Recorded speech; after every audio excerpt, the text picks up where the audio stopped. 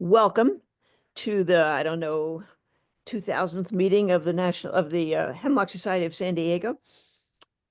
We're going to talk today about a very important topic, dementia, which we have talked about many times in the past, and which you will see on our website several topics addressed to.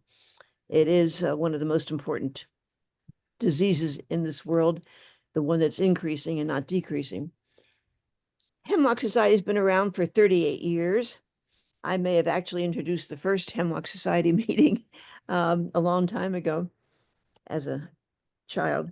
But we have tried to make it our business to inform people about what their options are at the end of life, and also to increase those options. And as we've gone along, we started 38 years ago with no state having physician aid in dying, medical aid in dying. And now we have 12 states, not just due to the Hemlock Society, but partly due to our efforts and the efforts of many other organizations. But what's important is many people don't know what the options are at the end of life. And so it's really important for us to get around to your garden club, to your Rotary Club, and to anywhere where people are interested in knowing what their options are. We have mostly monthly meetings. So we're having a very interesting one on August 17th. It's sort of a Ask the Experts and Eat Chinese Food meeting. You read about it in our newsletter and on our website. And on September 21st, we'll be talking to an author of a book about the Final Exit Network, another organization that we work very closely with. And we're hoping to have a Day of the Dead celebration. That should be a lot of fun, where we show the movie Coco, and so on and so forth. So this is, if you'd like to be on our board and help us arrange these meetings, we'd love to hear from you. Right now, I will have the pleasure of introducing my fellow board member and secretary of the Hemlock Society of San Diego, Christy Golem, who will introduce our speaker. Christy, you're on. Thanks, Faith. So Beverly Thorn is going to be talking to us, and after her presentation, we'll be taking questions. So while she's presenting, if you want to type your questions into chat, afterwards we'll be going through and your questions will be answered, but they will be answered via, you will type them into chat and we will then read them aloud to Beverly so everybody can read them, and then she will respond. It's my pleasure to introduce Dr. Beverly Thorn, author of Before I Lose My Own Mind, Navigating Life as a Dementia Caregiver. This book is about how to stay sane while caring for a loved one with dementia. When Beverly was drafted into caregiver duty for her husband Walt after his Alzheimer's diagnosis, she joined the ranks of more than 12 million Americans providing unpaid care for someone with dementia, often without adequate resources, support, or time to care for themselves. As many of us know, there's so much to juggle. The slow grief of saying goodbye to the person you love, the loss of a marital partnership, or for those caring for a parent, the reversal of roles, and the sacrifice of your own independence and comfort for someone else's care, often over many years. This book was born out of Beverly's own fear of developing cognitive decline and her deep desire to ensure her wishes would be honored if that day ever came. It's also a powerful reflection on Walt's journey, his desire to avoid institutional care, the end-of-life options they explored together, which included Switzerland, Final Exit Network, and voluntarily stopping eating and drinking, and the reasons he ultimately decided not to pursue them. Some of you may know Sally Hall from the Hemlock Society of San Diego. She was one of the Fen guides who met with Beverly and Walt. And it's thanks to her that I had the good fortune of meeting Beverly when she joined our book club to discuss her manuscript before it was even published. This afternoon, Dr. Thorn will focus on the end-of-life options Walt considered, why he didn't pursue them, and her ongoing journey through grief and finding purpose after loss. Please join me in welcoming Dr. Beverly Thorn. Hello, and thank you for having me.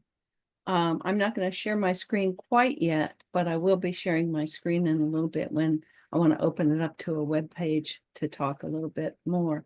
But I just wanted to say thank you all for being here. I'm astounded at the group, and I recognize some faces, and I appreciate the familiar ones, but I also appreciate the new ones.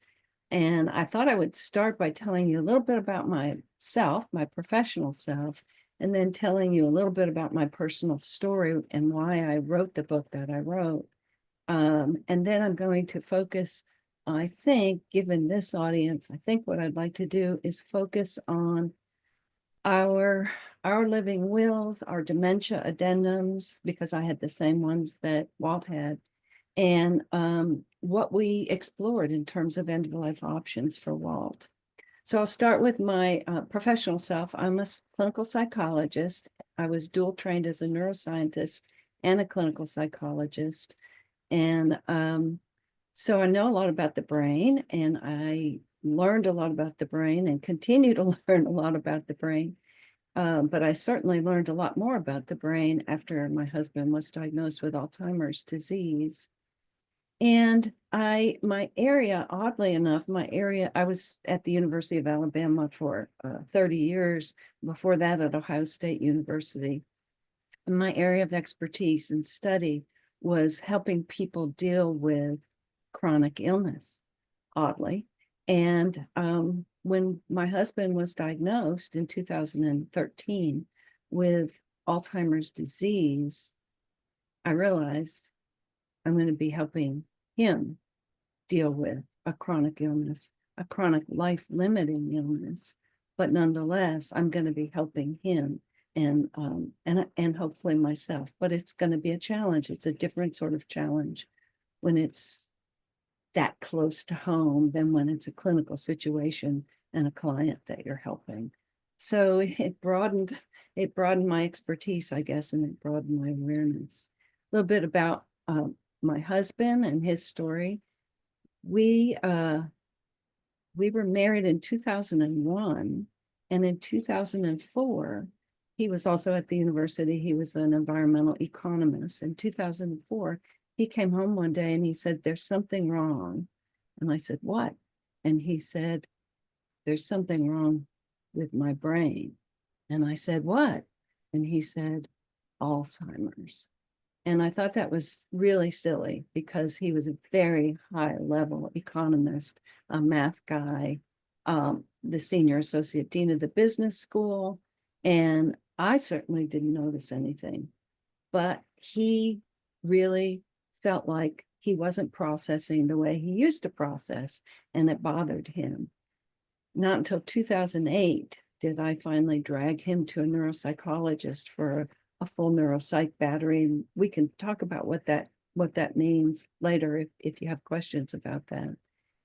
Because I wanted to prove to him that there was nothing wrong with his brain.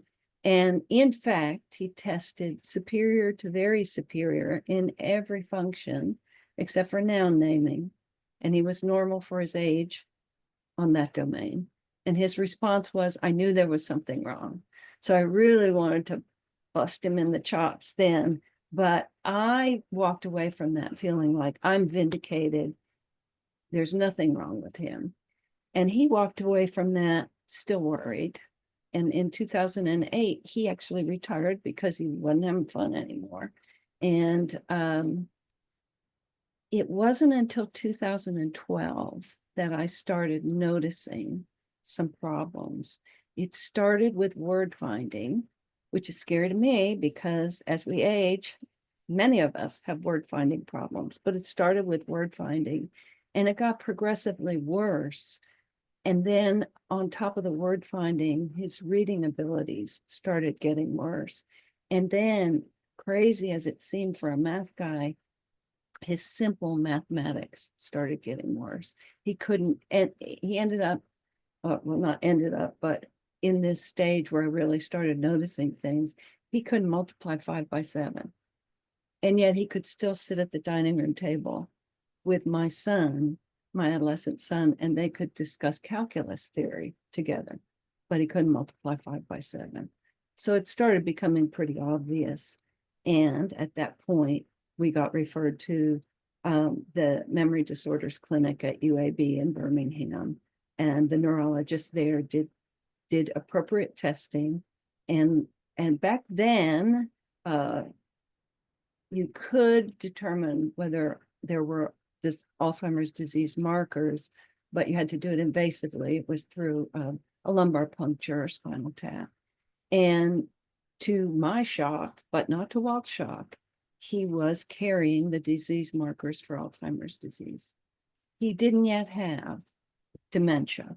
She diagnosed him with mild cognitive impairment because of the problems that I just talked about. But he didn't have problems navigating his life. He was still driving. He was still able to reason. He was still able to think through things. And he was still able to function on his own and live on his own and travel on his own. But he was diagnosed with Alzheimer's disease, called prodromal Alzheimer's disease, before the development of actual dementia. My husband had always said, well, my husband had one of the original copies, I'm sure, of the Peaceful Pill Handbook. And when I met him, it was all underlined. And so for years and years and years, he had asserted that he wanted control over how he left this earth. And he wanted a death with dignity.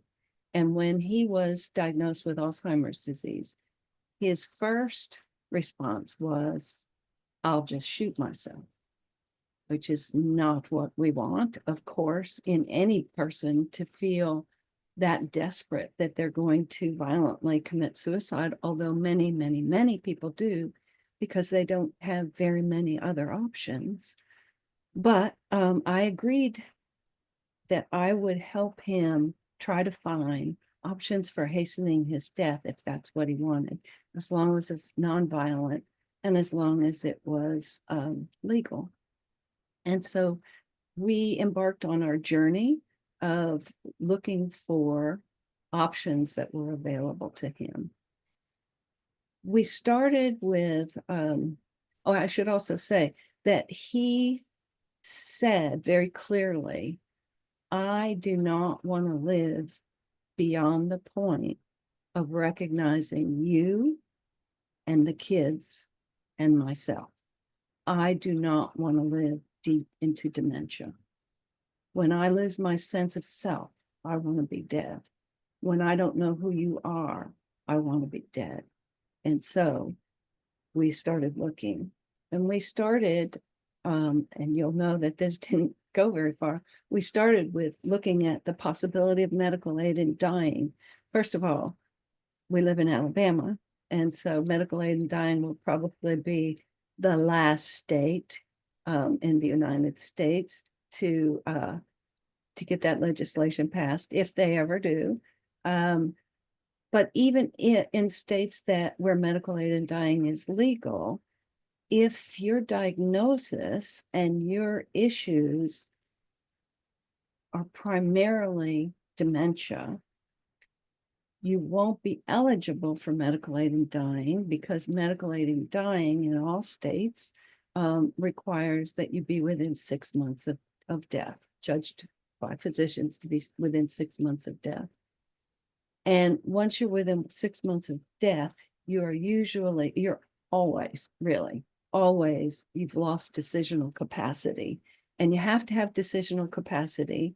And so it's possible, remotely possible, that if we had lived in a medical aid in dying state, and if Walt had been diagnosed with Alzheimer's disease markers, but did not have dementia, still had his decisional capacity, and if he was then diagnosed with a different terminal illness, it is possible that we would have been able to have medical aid in dying. But you can see the problems there, because that's a very narrow needle to thread. And it wasn't an issue for us anyway, because we lived in Alabama. So we got rid of that option pretty quickly.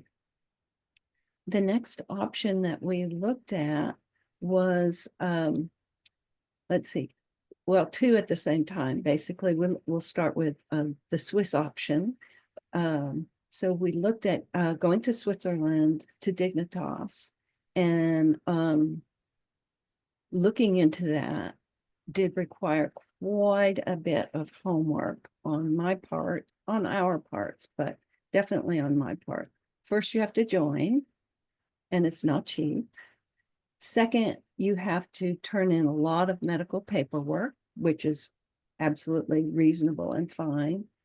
Then you have to get them to start interviewing you if they say your medical paperwork is in order. And then there's a long back and forth about the process. And of course, you have to go to Switzerland if you are provisionally accepted into the program. You have to travel to Switzerland, and over the course of a few days, you do meet with physicians who and counselors who evaluate whether or not you still have decisional capacity. Switzerland options do not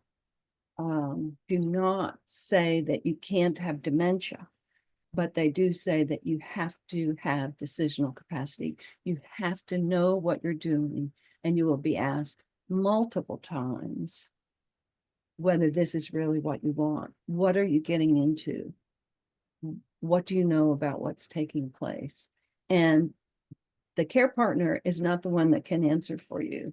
You're the one that has to answer all those questions repeatedly, and you have to really be assertive about that.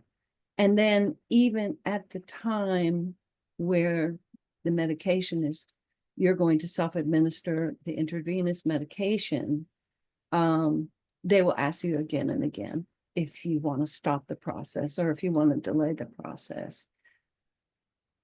It takes a long time to qualify for all of that. And during the process of trying to qualify, Walt was considering whether he really, really wanted to leave his 4 daughters in the United States and travel to Switzerland, and leave his stepson, my son, and travel to Switzerland with just me, and to say goodbye that way. And it was very difficult for him.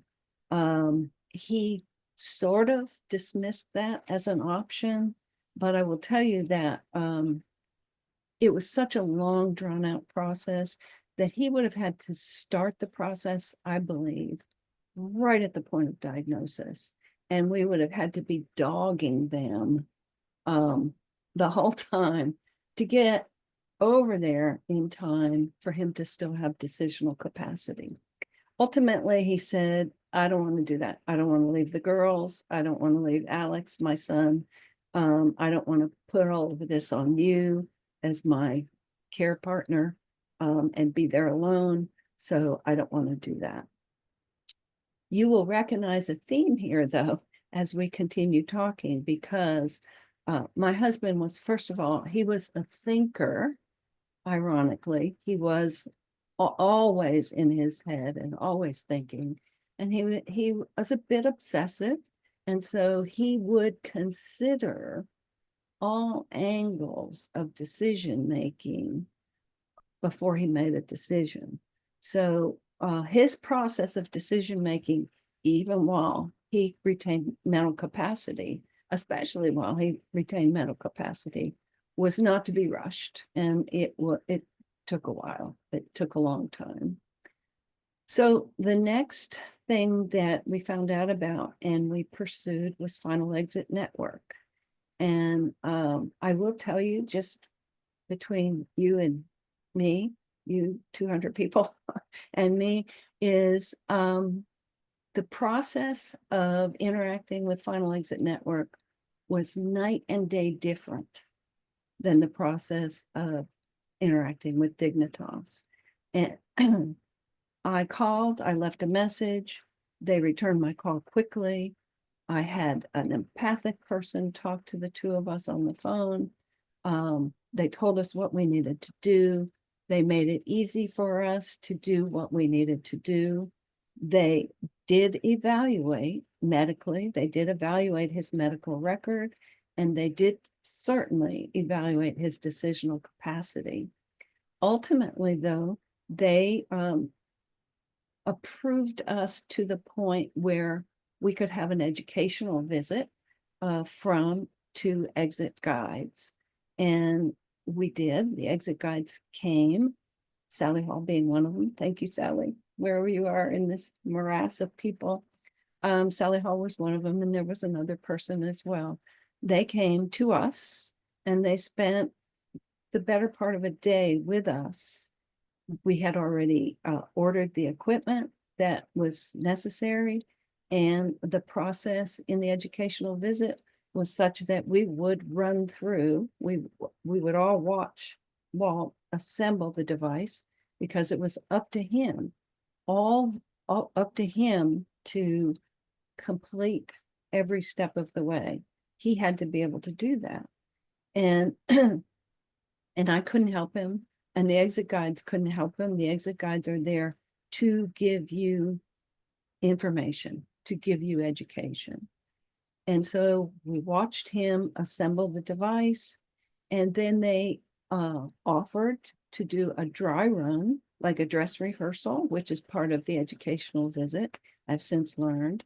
And where was he going to want to be when he did this, if he chose to do this? And who was he going to want to have around him, if anyone, and et cetera, et cetera. And so we went to the room where he said that he would want to be. And I get a little chuckle out of this. He was freaking out about our little Chihuahua being in the room with the nitrogen gas, but it was okay for me to be in the room. But he didn't want our Chihuahua to be in the room. And he was able to assemble it all. But at the point where they invited him to just briefly put the hood over his head and turn on the gas, just to see that there was no air hunger, and just to normalize the process, he freaked out and he aborted the attempt. And that's fine. And it was certainly fine with the exit guides. And I still marvel at that. They traveled across the country for free, and they met with us for a full day. And there was never any sense that they were like, let's get a move on here. We got other people to deal with. It was, we're going to help you explore this option if that's what you want. And if that's not what you want, we're going to help you explore that option too.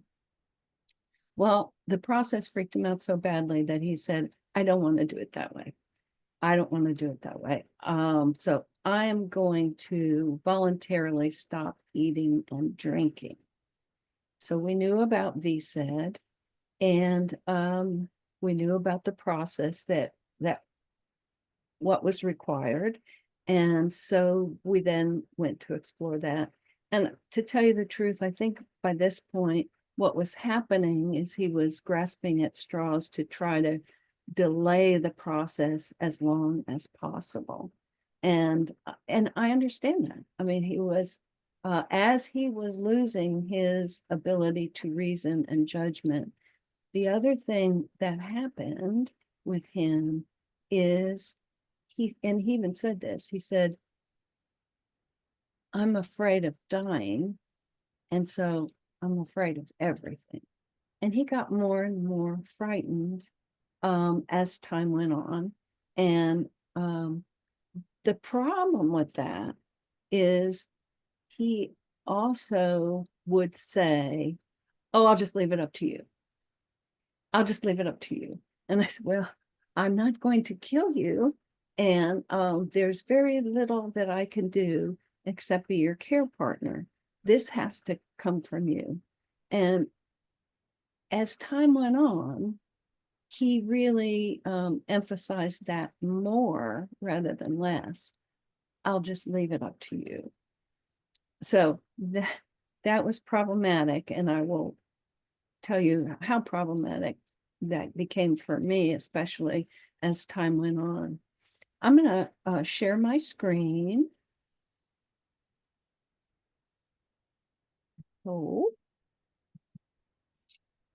Okay. Don't need that. I've done my professional background. I've done my personal context. I am going to go into our living wills and dementia addendums, but before I do that, I would like to tell you a little bit about the book format and the resources on the website for the book. So the book format, the book is divided into 3 sections. The first section is pre-diagnosis, diagnosis, and early stages of dementia. The second section is what I call crazy time, and that's the serious disease progression. And the third section, a serious disease progression until his death in 2020. And then this third section is my grief and my survivor guilt and my recovery, which is an ongoing process. But the third section involves that. And in that third section, I talk quite a bit more about the up and coming research on dementia and what's available to us now that wasn't available to us then. I want to show you the resources section on the website because it's organized in those 3 sections. And one of the reasons I'm doing this is because if you decide to get the book, or if you already have the book, if you have the print copy of the book, the resources that are clickable resources are not easily clickable in a print copy of a book. And they are easily clickable in the ebook version, certainly, but they're not easily clickable there. And I wanted to keep them updated. As you may or may not know, websites can be unstable. And so every couple of weeks, I go through the websites that I cite in each of the chapters, and I look to see if there's any broken links, and I correct the broken links. So I say in the book, this is where you can get the up-to-date online resource directory. Each chapter of each section of the book, excuse me,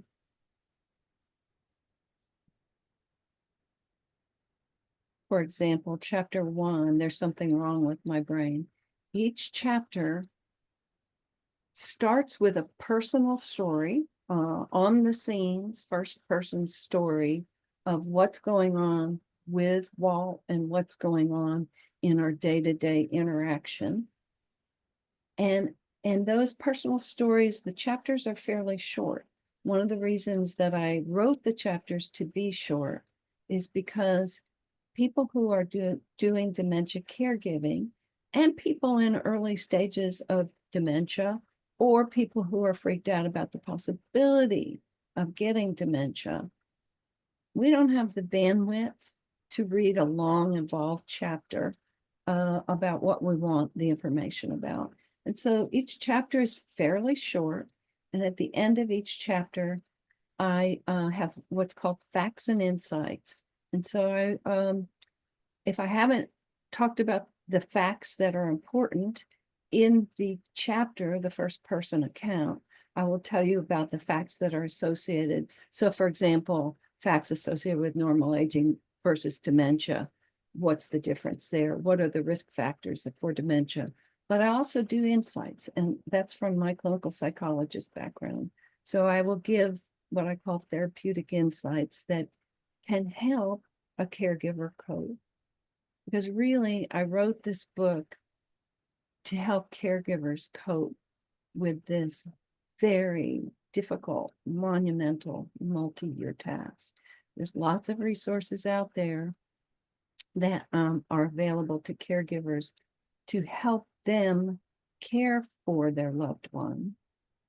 If they need a shower, this is how you get them into the shower. If they're being disruptive, this is how you distract them, et cetera, et cetera. I really wanted to focus the book on care for the caregiver. So we have the first person account in each chapter, we have the facts and insights in each chapter, and then we have the clickable resources in each chapter. So for example, what are the differences between normal aging and dementia? It goes right to a website. Usually it's a website, sometimes it's a PDF. Goes right to a website that talks about the issue, so that if you want to get more information, you can click on that website. I've checked to make sure the website link isn't broken. I'm glad it didn't break between now and the time I checked. It's on there. And so you can scroll there. It makes it pretty darn easy, I think. And that's what I wanted to do. So all of these resources are just from chapter 1. And there's resources in each chapter. And that's how it works. So it's the easiest thing for you to do, and these are all free, by the way, on my website. The easiest thing for you to do, and you don't even need to buy the book. You can go to these chapters on my website and get the resources that you want. There's more in the book than that, but you get the idea there. Also wanted to point out that there are free meditation and relaxation exercises that you can download and listen to. These are of my voice. Because I worked with people with chronic illness for a long time, I got used to doing a lot of relaxation and meditation exercises with them. So these are exercises that you can download for free and use to your heart's content. They're useful, by the way, for the person with dementia in terms of calming, as well as the caregiver, as well as people with other kinds of illnesses. The only other thing I'd point out on this website, things getting in the way here.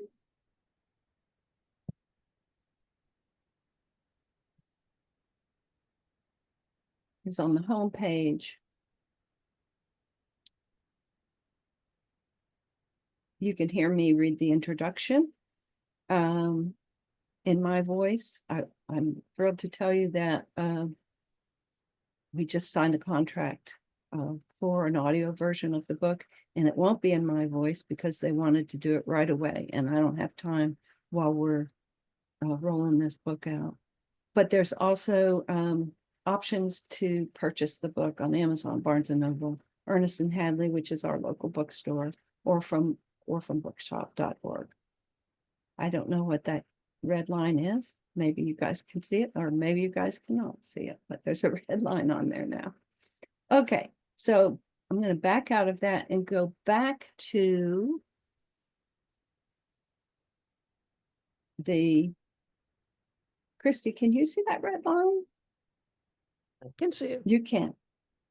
Well, just consider it a decoration, because I don't know how I put it there and I don't know how to get it off, but it's not too disrupting, hopefully.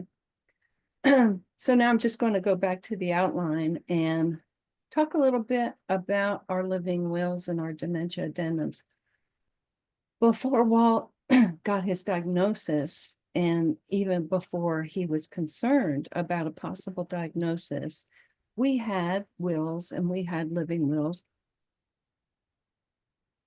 the way that many, but not all, people have. And our living wills were pretty strict at the end of life, which is defined in most cases as you're within 6 months of dying, or you're in in the hospital, in the ICU or the emergency room, and you have very little to no chance of recovering. This is what we want. This is what we don't want. And what we don't want was the standard things that you might think about. We didn't want artificial hydration. We didn't want artificial nutrition. We certainly didn't want a feeding tube. We didn't want ventilators. We didn't want dialysis. We didn't want cardiopulmonary resuscitation. We wanted to be allowed to die a natural death as much as possible. And we also wanted to be kept comfortable and pain-free with as much medication as necessary, even if it hastens our death. That turned out to be a very important clause that we'll talk about a little bit later. I believe it was a critically important clause because Walt was closing his options in on what I could do when he said, I'll leave it to you. But that was an important clause. We also added a dementia addendum. And probably most of you have heard about dementia addendums now. But various websites have dementia addendum templates that you can use. My book actually has my dementia addendum that I did in 2019 when Walt and I added some things to our dementia addendums. And so it's in there. I've since changed it because the more I learn, one thing I learn about is you should revisit your healthcare decision-making documents yearly, really. I think it's April 16th. It is April 16th. It's Healthcare Decision Reconsideration Day or something like that. But I have learned some wording differences and changed my dementia addendum, particularly because we said that at a certain point in our dementia, we did not want to be spoon-fed. We certainly didn't want antibiotic treatment, but we didn't want to be spoon-fed. And by spoon-fed, we meant we didn't want anybody feeding us beyond the point where we could feed ourselves. Now, my newer one says, I don't want anybody entering my mouth with food or liquid with a spoon, a fork, or their hand. I do not want to be hand-fed. I want you to put the food on the bedside table next to me and nothing else. No cajoling, no bleeding, nothing else, and no feeding. So it's a little bit different. It's a little bit more nuanced. So as I mentioned before, we explored options for medical aid in dying. That was out. We explored the Swiss option. Really, we only explored Dignitas because that's the only one I knew about at the time. There are other Swiss options now. And I would certainly explore all of them if I were exploring for myself. We explored rather extensively Final Exit Network. And I will tell you this, I also got continued support from Final Exit Network, from Sally, and from others. So it's not like when we decided that he didn't want to do it that way, they dropped us. That's not, they're there for education and support. So that was very useful. And then we started exploring voluntary stopping of eating and drinking. And that's when we really firmed up the idea that, well, Walt said, I'm going to voluntarily stop eating and drinking. And we wanted to make sure that nobody was going to interfere with that process. Now, let me also say that Walt, besides not wanting to be deep into dementia and wanting to die before he was deep into dementia, he always said from the very beginning that he didn't want to be in a care facility. The way he put it is, I'm not going across the street. We happen to live across the street from a care facility. And so he would always go, I'm not going across the street. And I felt obligated, certainly, to try to not place him in a care facility. I was able to do that, but I think he died sooner than many people with dementia die. And I was able to manage him at home with help. But as I was preparing for this talk, I realized there was another reason why I really wanted to keep him out of a care facility. And that is, if we were going to do voluntary stopping of eating and drinking, we were going to have to retain control over that situation. And in care facilities, you are much less likely, even if you have an advanced care directive, even if you have a living will that says, do not feed me, most care facilities will not honor that for a variety of reasons. One being, if they are a Medicaid supported or Medicare supported facility, Medicare and Medicaid require that each individual patient in the care facility have a eating and hydration plan appropriate for them. Another reason is that once he needed to be in a care facility, he would have certainly lost his decisional capacity. And then it's unclear, really, legally still, it's unclear whether these advanced directives that say, do not feed me and do not offer any liquid, would be legally enforceable, especially in a care facility. And so at home, one has more control over that situation.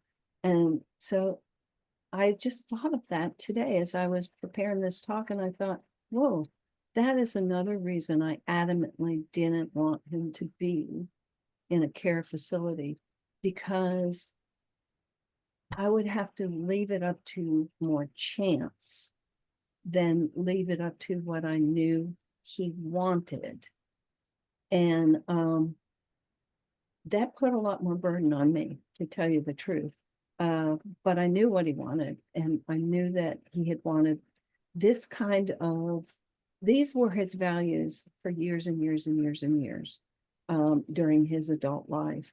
Not specifically these medical aid in dying, Swiss option, final exit network, voluntary stopping of eating and drinking, but this is the kind of thing that he wanted. And so I felt obligated to try to keep control over the situation as much as I could. I will also tell you that when we started talking about this stuff, I said to him, please don't leave this up to me. Please don't put this on me and make me be the person to make these final decisions. Oh, I won't. But that's ultimately exactly what he did, especially when later on he would go, oh, you just handle it. Oh, you just handle it. And you'll know when it's time. I might know when it's time, but I don't have control over hastening his death. And yes, I think I was on reasonable footing by enforcing the voluntary stopping of eating and drinking. But then I start thinking about that, and you start thinking about that. What if somebody deep into dementia who has said in their advanced care directive, don't feed me, don't give me something to drink, just keep me comfortable. And that person is, let's say they're not bedbound yet, but they are deep into dementia, and they keep going to the refrigerator. Clearly, they still have some desire to eat and drink. Oh, no, what am I supposed to do? Lock the refrigerator? Let's say he's bedbound, and he seems to be interested in the possibility of eating and drinking, either verbally or non-verbally. Do I refuse that as his wife and as his healthcare power of attorney? And what's that going to do to my grief response when all of this is over? Because I'm going to feel awfully responsible for somebody else's life. So I was not feeling good about that. And toward the end of his life, when he was in deep stage of dementia, and he was pretty well nonverbal. It was only the last 2 years of his dementia between 2018 and 2020 that were bad. I retired early, not really early, but I retired earlier than I thought I would be retiring in 2016 because he needed help at home. He definitely shouldn't be by himself by that time, but it didn't really get bad until 2018, where he needed constant supervision. Toward the end of his life, the last few months of his life, he was hallucinating, he was delirious, he was very insistent, and he was agitated. He was never violent, but he was very agitated, and it was very difficult to calm him.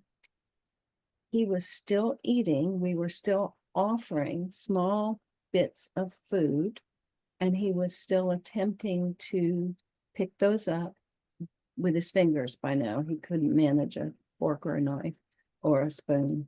He was still managing to pick up small bits of food and put it in his mouth and chew it and sort of swallow it. He really didn't get to the point where he was choking. But he was also at that point attempting to pick up the napkin and eat it because he didn't know the difference.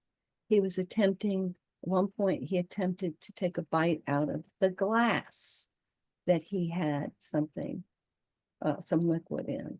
So he really didn't have discernment about what he was doing. My sense was that this was almost a reflex response, that it's there. I think I remember something about this stuff, and I think I remember something about putting it in my mouth. I was not going to stop him from doing that, but it was a situation where it was just begging me to pick up a spoon and help him with it. And our hired caregiver, she was very much a trooper. She did exactly the way we said to do it, and so she was not feeding him. And then one of my stepdaughters, who was there most of the time, she was good about it too, but it was hard to watch, very hard to watch. So here we are toward the end of his life, and he's very agitated and he's hallucinating, and we have moved him. He's now in hospice at home. We've moved him downstairs, and he wants to go upstairs. And he got this super strength in him. And one of us was going to go down the stairs. It was either me or my stepdaughter or him or all of us. And it got to the point where he was not manageable unless he was sedated. And he did have hospice by this time. And believe it or not, his primary care doc, who was also his hospice doc, made house calls. She made house calls even before hospice came on board. She made sure that he got the hospice that she thought he needed.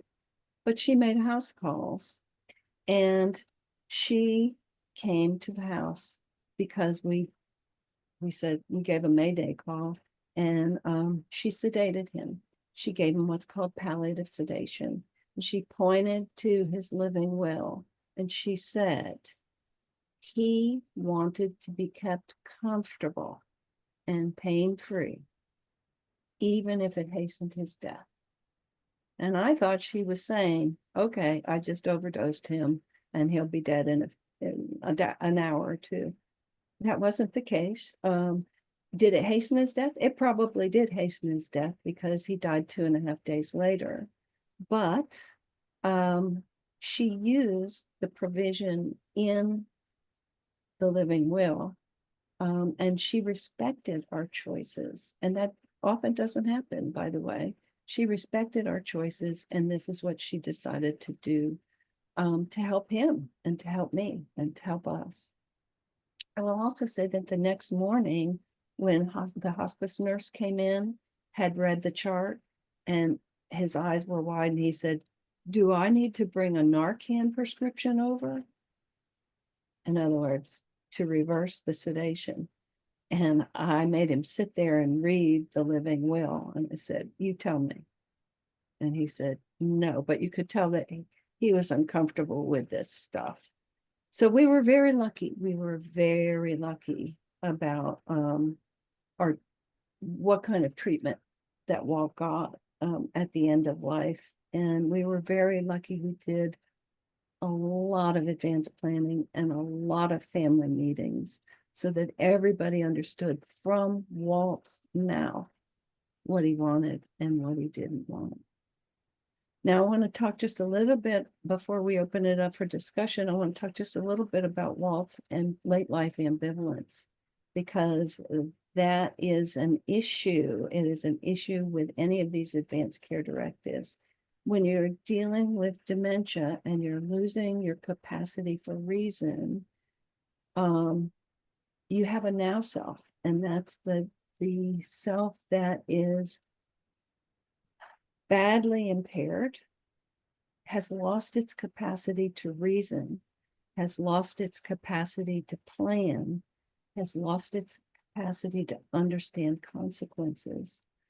So Walt's now self that was saying, I'm afraid of dying, so I'm afraid of everything. You take care of it. But he said, you know, I want to live. In fact, at one point he said, maybe I should reverse my DNR. And I'm thinking, what does that even mean at this point? What should I do? What does that even mean? His now self had lost the capacity to understand, if he made that decision, what the consequences would be. And he could have lived for another couple of years easily. He wouldn't have been able to be at home, which he badly, badly wanted, if he was out of control the way he was getting out of control. He would have been living with an inability to recognize me, recognize himself, recognize his kids. And those are the things that in his then self, which was the vast majority of his adult life, those are the values that he had that he would never have wanted to compromise. And he would have never wanted to put the burden on his family as caregivers in a situation where he didn't even know who they were. And so what do you do in that situation? Do you agree with the now self? Do you go with the now self? Or do you go with the then self? And this is something that's being debated in the literature quite a bit. I believe that if we had, well, by the time he would have been in a care facility, he wouldn't have been able to be verbal anyway. But I'm guessing that if anybody offered him a straw or a spoon, he would have opened his mouth. Whether that's reflex or actual desire to eat and drink is quite debatable. So I will leave you with that, and I will let's open the floor to discussion and questions, considerations, concerns, whatever. So Thanks for listening. the first question is, did you find your grief at his death was any less because you watched his decline and maybe grieved at each loss? Oh, great question. So actually I talk about this in the book a lot. So I talk about it as sequential grieving, because each step along the way, Walt and others are losing important functions that we value as being human. And each step along the way, something else dropped out. So first it was his ability to read the newspaper. And then it was his ability to do simple math, and he was a math guy. And then it was his ability to drive. And each time we made another significant negative milestone, I grieved. and he grieved. He never lost his ability to know what was going on and to be horrified by it. There are some people who, when they're in the deeper stages of dementia, they're okay with it. They seem pretty happy. He was never happy, never satisfied. He was always anxious. And I think that made my grief a little deeper, but it also made my relief a little better, because there was no doubt in my mind that he would not have wanted this. And when he did die and his heart stopped, and we didn't do CPR, because I would have probably gone after the nurse with a butcher knife had he tried to do that. I'm just kidding. No, I may not be kidding. That no CPR was done, and he did die because of organ failure. And I felt relief about that. But I also felt tremendous responsibility. Part of my grief, crazy as it seems, was I was ragging on myself because I didn't prevent him from getting dementia. I didn't cure him of dementia. I couldn't control the situation. And that was part of my grief, which is ridiculous. We're just not that powerful. But that was part of my grief. Yeah. Thank you. So great question. The next question comes from Bob Jaworski, and he asks, were the last 2 years of his life worth it to you, to him? What about living with dignity? Were the last 2 years of his life worth it?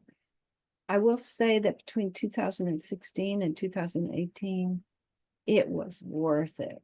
I retired. I'm so glad I retired. I'm so glad I had the option to retire, because so many people do not have that option. We traveled. He was a big cyclist. I was a mild cyclist, but we went on several trips in Europe, cycling trips in Europe, and one in Cape Cod. We ate for pleasure, which was great for him. Definitely not that great for me, because I ate for pleasure too, but that's okay. We visited with the kids a lot. We got to do all of that, and all of that I think was great. And so, yes, that 2016 to 2018, definitely worth it. Now, I will tell you, this whole time though, he's very anxious. He's very distressed. And I spent a lot of time trying to keep him calm. And I did an okay job with that. But it wasn't terrifically easy, but he was able to. 2018 to 2020, the last 2 years, when things got rough. It's hard for me to say it wasn't worth it to him, because I wasn't in his skin. It was very stressful for me. I didn't die, but I thought I was going to die. And caregivers will tell you, dementia caregivers will often tell you, I don't think I'm going to survive this illness. I don't think I'm going to survive these caregiving days. And some don't, but most of us do. But it does age us, and it did age me. It wasn't worth it to me for him to be alive those last 2 years.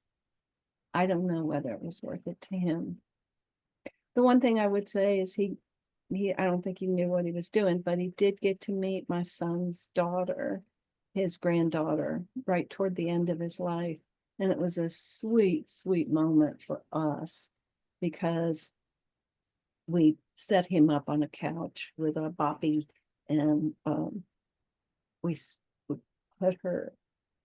made an effort to put her in the boppy in his lap. And he said, oh, no, it's been too long. And we encouraged him to do it. And he was petting her little head and saying, he's pretty. And that little thing right there was worth it to me. But Otherwise, no. Thank you for your honesty. The next question is from Robin Whitley. Would a video to self have been helpful in any stage of Walt's progress? Process. Yes. A video to self can be very, very useful, particularly for you to go back and listen to and go, I don't have to be guilty. I just did exactly what he wanted me to do when he was in his right mind.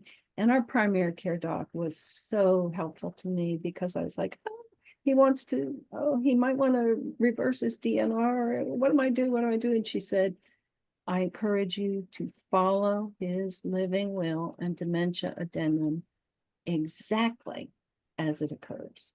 And she also said, and we are going to keep him out of the hospital because he didn't want to be in the hospital. And that's where the trouble happened. She said, I'm going to treat him at home for whatever happens. This was during COVID too. So if he gets COVID, he's not going to the hospital. I'm treating him at home.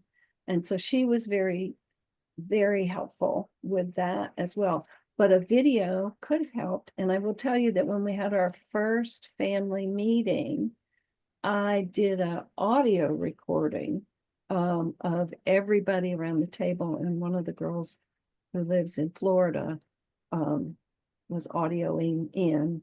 And not only did we have Walt saying exactly what he wanted and didn't want, we had each of the girls and my son saying they understood and they would support us. And so I think that was very useful as well. So any way that somebody can communicate their values, not only to help at the end of life get their needs met, but also to make sure that the people close to them aren't going to step in at the last moment and go, save him no matter what, do whatever is necessary to keep him alive. That's useful too, because you can pull that back out and say, this is what he wanted in his own words. Yeah. The next question comes from Barbara Hollowell, and she asks, now that you accompanied your husband on his death journey, what voluntary death option are you choosing for yourself? Well, that changes as I learn more. I certainly was impressed with Final Exit Network, and that is an option that I would seriously consider. My concern about that option is that I would not be able to have my son accompany me with that because he's a veterinarian. And if anyone decided to do an inquiry and discovered that my son was there with me, him being a veterinarian would be an automatic brouhaha. And so I would have to really and truly do it on my own. And I would like him to accompany me at the end of life. And he's, in principle, willing to do that. And for that reason, I would probably consider one of the Swiss options. Probably not Dignitas unless they've changed their receptivity. Would I consider voluntarily stopping eating and drinking if I had really good palliative support? I would consider that. Here's the deal on any of these options. If you have dementia, you have to act long before you need to act. So, for example, Walt's last 2 years were the ones probably not worth living for him. He would have had to act probably 2015. So that's 3 years. Well, it's 5 years before he actually died, but 3 years before life was no longer worth living.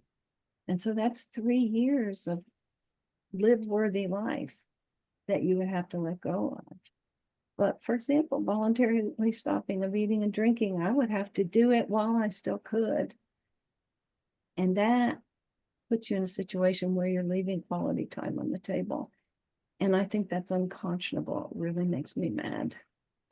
But I hope that I'm strong enough to hasten my death for another reason, and that is, well, I'm a big person. I don't want to lose my dignity, and I don't want to lose my autonomy. I do not want to put my loved ones through what we all went through with Walt. If I had to, I would hasten my death years earlier just to make sure I had the option of doing that. What do they say? 2 years too early versus 2 minutes too late. Well, it's probably more like 5 years too early versus 2 minutes too late. I hate to interrupt, but I can't seem to do a chat. So I was wanting to ask some questions at some point. Go ahead, Sally, because you're the next one on the. Oh, okay. And since Hey, you're Sally. Sally Hall of, Fen fame, we're going to give you a Yay. pass this time. Okay. I can't see any of you. Beverly, are you there? 'Cause I am there. I just said there you hello to are. Now you. I can Hi, see you. Daggett. Okay, Well, good. little did we know that when we would wind up so many years later having this kind of presentation and me Yeah. being part of it. So it's Yes, overwhelming to me. And I me think you too. did a wonderful job of this long history of, wow, I don't know what to, it's just overwhelming. And I was really grateful that you're coming here to talk with us. Some of Thank the, I just happen to have a 80-year-old 81-year-old birthday the other day, so I'm quite feeling the hardship of remembering what actually happened and the dates and so on when I met you. But I take it that we only had one visit, right? And did we ever talk again after that? Yes, we only had one visit, one face-to-face visit. And I remember when I took you guys back to the airport to Birmingham from Tuscaloosa, you said, well, do you think Walt will make a decision to do this? And I said, no. And you said, I don't think so either. But you also offered to be in touch, and I did reach out to you several times. I also wrote some little notes to you, and you were very good about responding. And then when it was all over, when Walt had died, I wrote to you and said, I have something to say to Final Exit Network. I want to write a newsletter piece. And you got that all arranged for me. And I did. I wrote a newsletter piece, and it was published in the newsletter. Yes, I remember that. Well, you've been quite a heroine to go through all of this, and I think it's a wonderful contribution to the organizations and so on that you've written this book that sound really, so helpful with all the information you've held. Some of the things I wondered about, I'll never forget his remarks when we were trying to have the, a trial run, and he was very hesitant, and I couldn't figure out what the trouble was. And then he told us that he was afraid his dog was going to die. Yes. And as I recall, I attempted to reassure him of that, but it was clear he was too anxious to go forward. But I wonder from that time on, if you, given your background in psychology and so on, if you ever wondered about any other kind of diagnosis that was operating, or if he had any kind of psychiatric evaluations along the way that might have thought, well, I don't know how deep of a discussion you might get, but today they're using psychedelic medications to calm people who are facing death. I just was curious if that ever came up as a possibility that he would take. So So that did not come up. It's interesting that you mentioned that. in his youth was a psychedelic drug user, Really? but it did not come back later in his life. I didn't know anything about it. I do know a little bit about it. I haven't really examined it. Walt was an anxious guy, and Walt was an obsessive guy, and that was one of his strengths, and that was one of his liabilities. I don't think he was diagnosable with I know he wasn't diagnosable with obsessive compulsive disorder, but he probably was diagnosable as what we sometimes call health anxious. He was always health anxious. So this certainly didn't help matters. And I think that contributed to his anxiety. And Ativan was certainly prescribed for his anxiety, and it helped somewhat, and as did an SSRI, an antidepressant medication. But it really didn't come up with the psychedelics, and it would be interesting. I have a good friend who's a clinical psychologist who has been going to a lot of workshops on end of life and psychedelics, and so I'll probably start with her and talk with her about it. Yeah. Awesome. Okay, thanks, Sally. The next one is from Lisa.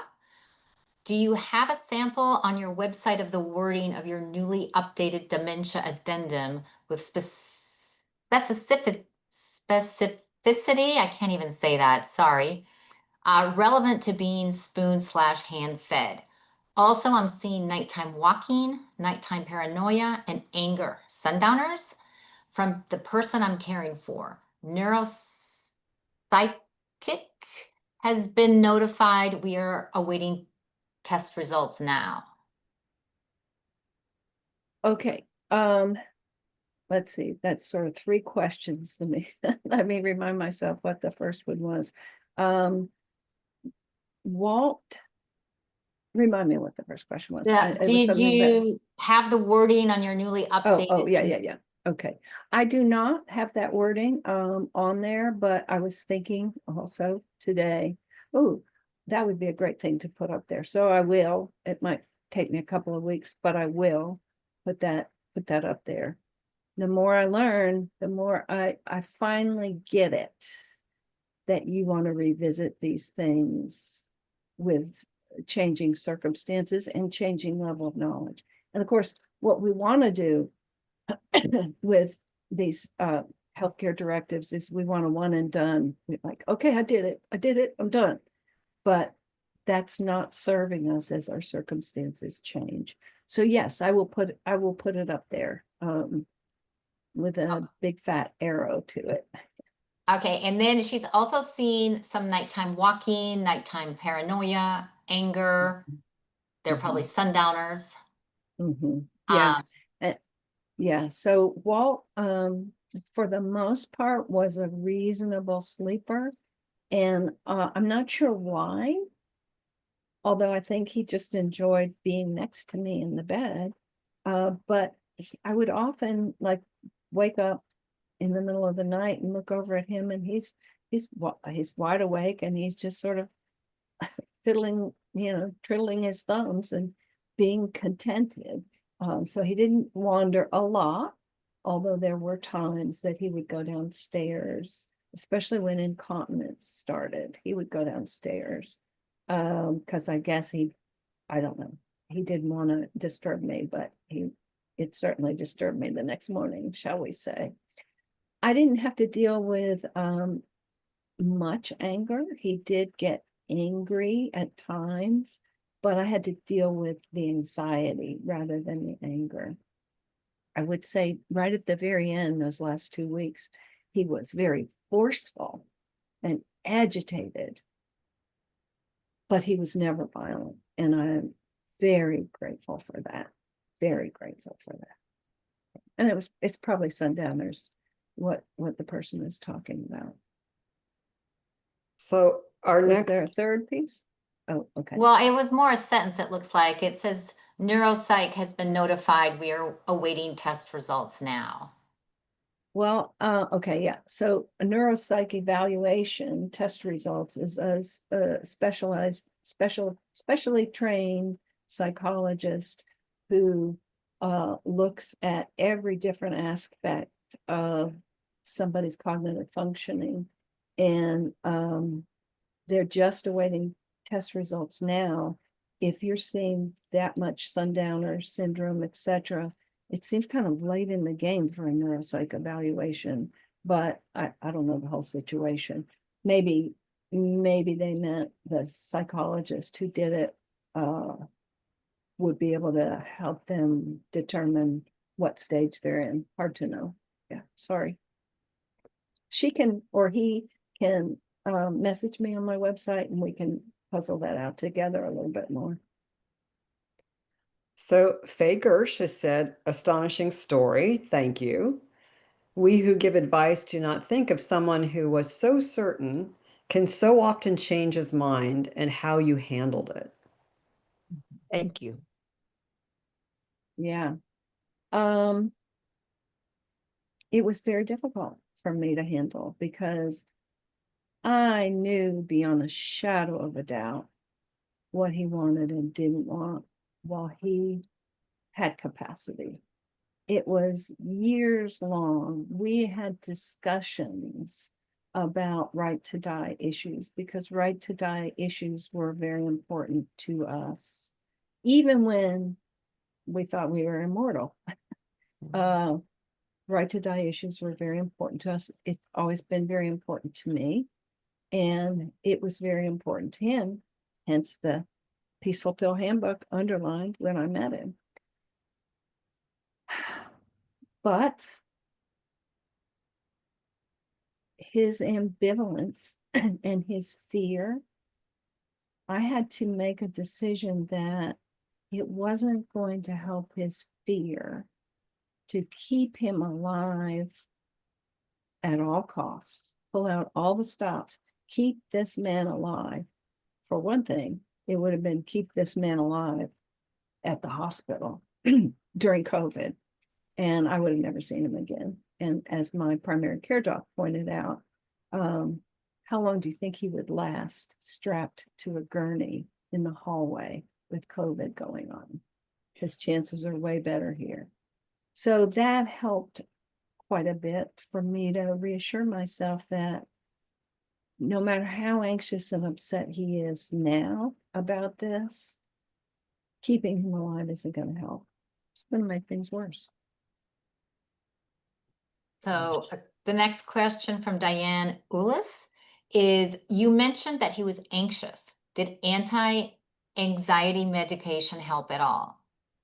So Ativan is an anti-anxiety medication, and it did help somewhat. Toward the very, very end, it wasn't helping. It was almost anti-helping. Everything was anti-helping toward the very end. He was also on Depakote, which is a mood stabilizer. He got put on Depakote. It's actually an anti-seizure medication, but serves as a mood stabilizer. Well, we won't go into the negativity that I have about Depakote, but I have a lot of negativity toward Depakote because of family members who had been on it and didn't do well with it. But he had had a brain bleed while he was trying to qualify for a drug treatment study. And he subsequently had what appeared to be seizures. So he was put on Depakote. And I thought, well, it's a mood stabilizer too, so that could help. And early on, the neurologist who diagnosed him put him on an antidepressant medication to help, she said, to help with his anxiety and his obsessiveness. Did it help a little bit? Yeah, maybe. The next question comes from Wally Klatch, who asks, Hey, Wally. Hey, Wally. My buddy. Who asks, what would you say was the source of Walt's ambivalence? Society assumptions, his personality, fear, something else? It sounds like his ambivalence made the process even more difficult. And I wonder how that can be related to in other people. A lot of people are certain early on, but when it comes closer, ... Yes. So I think his ambivalence was due to fear. And the more he lost control of himself, the more he lost autonomy, the more fearful he was. His father died at the age of 52 from a left temporal astrocytoma, a cancer, a brain cancer. And it's odd and weird and ironic that Walt's initial symptoms were all coming from his left temporal lobe. We didn't know it at the time, but he had had a brain bleed earlier that wasn't even detectable until we had a high resolution MRI. That, by the way, kicked him out of the treatment study for immunotherapy that we tried to get into. But I think it was fear. I think it was fear of the unknown. He always said if he lived beyond 52, it was gravy because he would have lived longer than his father. But that's bravado. And I think when push comes to shove, it's hard to be ready for death. I think that some of us are suffering so badly that we welcome death. I think that some of us have done really hard psychological work that allows us to be ready for death. I hope I'm that person. I really hope I'm that person. I don't know if I'm that person. So yeah, ... Wally, who knows when push comes to shove, ... Then Jean Owen asks, did you show/read Walt's advanced directives regarding dementia to him from time to time? No, I did not.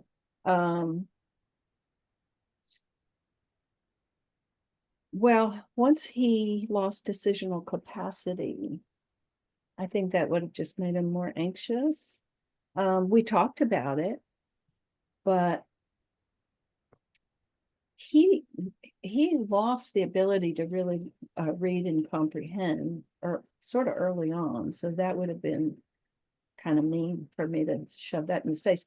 To read it to him, to me, feels almost challenging or hostile, like, this is what you said, buddy. Remember, but we did talk about, and in fact, God bless them, late in the game, when Walt had told his children and my son that I'm going to be doing voluntary stopping of eating and drinking. That's what I've decided to do, et cetera, et cetera. And sort of later in the game, when he was about 2018, my son and one of his daughters called a family meeting, just the four of us. And that's unusual because I was the big family meeting caller. And they very gently said to him, Dad, this is what we notice. If you want to do this, we think you better be doing it. I was shocked that they had the guts to do that. And I was grateful that they had the guts to do that. And he said, well, I'm gonna have to think about it a little more. And we all knew what that meant. The next question comes from Judith Fleming, who asks, I am not understanding why you did not choose to stop making food available to Walt once he had seemingly lost his sense of self. Wasn't that what Walt wanted? Well, his dementia addendum and my dementia addendum at the time says very clearly, if I show interest in food or drink, let me have it. And that is what the kids agreed to. Also, I do remember one of his daughters said, I can darn well tell you that if he goes to the refrigerator and he wants ice cream, I'm giving him ice cream. And so our dementia addendum said that if I show interest in food or drink, give it to me. If I lose interest in food, stop offering. if I lose interest in drink, stop offering. Keep me comfortable, no matter what it takes, even if it hastens my death. So that's why. I don't think I would have been able, even despite a living will that said don't do it, I don't think I would have been able to like put a lock on the refrigerator or something. I don't think I could have done it. It was hard enough. It was hard enough. I was very relieved when he was sedated because he was basically unconscious. And I said, okay, he's going to be unconscious for 2 weeks and we won't give him artificial hydration or nutrition. We'll keep his mouth comfortable with mouth hygiene. And I said, I can do this. I don't have to feed him or have him have any IV, anything. I figured I could do it that way. I could bring myself to do it that way. We didn't need to wait for 2 weeks. I think I could have done that though, but I don't know about the other. Okay, so then we have another question from Jean Owen.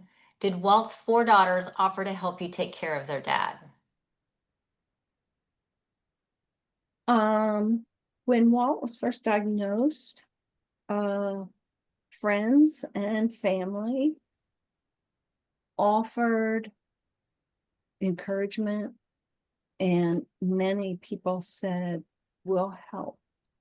And some of those people, a lot of those people provided unbelievable support and help. And some of those people dropped away. And that's not unusual. And it really heightens the feeling of being alone when that happens. And there were sometimes platitudes offered, like, well, when Walt said, after he said he was just going to shoot himself, he said, I'm sorry, babe, you didn't sign up for this. And I said, nobody signs up for this. And the truth of the matter is, he would help me, I will help him. He would have helped me a whole lot better than I helped him. He was just that kind of caregiving kind of guy. But I didn't know what I was saying when I said, I'll help you. You would help me, I'll help you. And some of his daughters did say, we'll help take care of you, Dad. And some did and some didn't. Awesome. I think this was an amazing presentation. Thank you so much, Beverly. Thank you. Huge Thank you for rounds of having me. applause. Thanks. Faye? I learned so much today, Bev, and I've been doing this for 40 years. Thank you so much with the real thing, when it comes right down to it. It's very interesting. We did a play in a Chinese restaurant last year or a couple of months ago at a Canadian couple who he had medical aid in dying. He had signed up for it before he became demented. And then she sort of encouraged him over a 4-year period to finally, you have to sign up and make a date for it. And he was reluctant. He wasn't as reluctant as Walt, I think, but he finally signed up and had a peaceful death. But she had to remind him that this is what he wanted. And if he wanted it, he had to respond to the 5 minutes to midnight thing, which you didn't mention, but essentially what you said before dementia takes over and you lose confidence, you have to be able to ask for medical aid in dying. So she managed to get him for it, but it was like pulling teeth. So now I know when I become demented that it's not going to be an easy task to say, okay, I'm ready to die, because I'll probably change my mind. Possibly. I'm sure there are people out there who don't. One of Walt's dear friends who also had, ironically, also had Alzheimer's dementia. He made a decision that he was going to voluntarily stop eating and drinking before he got to a point where he lost judgmental capacity. And he did. And he did it on his own because his primary care doc's response was, that is a sin. Suicide is a sin. Oh, no. And I am not going to help you. Oh my gosh. Ugh. That's all you need is that. That's all you need. Well, Gosh. we got help elsewhere, but not from him. We're going to put this on our website, right? because I want to see it again and again. It's really wonderful. Bev. I'm Thank you. so appreciative. So we're finished with the Q&A. We're finished. You're wrapping it up.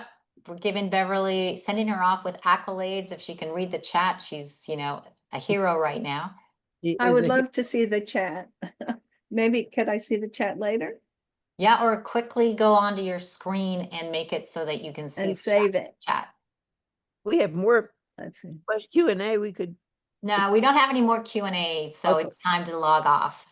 okay. Anyway, thank you very much, everybody who came here today. I know you're not sorry you came, and I know you'll want to see this again when we put it on our screen on our website. I thank you, Bev, for sharing this unusual, maybe not unusual, but this story with us. It's so easy to think about, like you did, when I get to this point, I'm going to die. No, not so easy. And I talk to people all the time on the phone and in person in this old age home that I live in, and we're all sure what we're going to do, and then when it comes to it, we probably are not so sure. So, Can I break in with one last comment here that came Anna, from please go ahead. Nikki Schaefer? So I think this is a great wrap up. Beverly, thank you very much for your honest and brave presentation. Your husband married very well. He'd be so proud of you. Thank you. Thank you. And I think he'd be proud that I did the book. I can't wait to buy the book. Our next meeting is the Ask the Experts with Chinese dinner. And just check our website if you're not sure about how to register for that, or you want to know when it is. We always talk about death. It sounds morbid, but really it's so important to know what the options are, how to do it, and what would stand in our way. There's Bill Simmons, our lawyer here on the screen. He's also inventing a dementia directive. Bill, I hope that you learned something from this discussion. Oh. Yeah, he's muted. Okay. Anyway, thank you very much. Of course, we need money to operate, so I'm asking you for donations. I know everybody's asking you for donations. This is probably the most donation time in the world that we've ever had, and all good causes, but so is ours. So we want to stay alive for another 40 more years. And so please remember us in your wills and your trusts. And we're going to have a campaign soon. We hope you respond. And thank you again for coming, Bev. We really appreciate it. Thank you, everybody. Thank you for having me.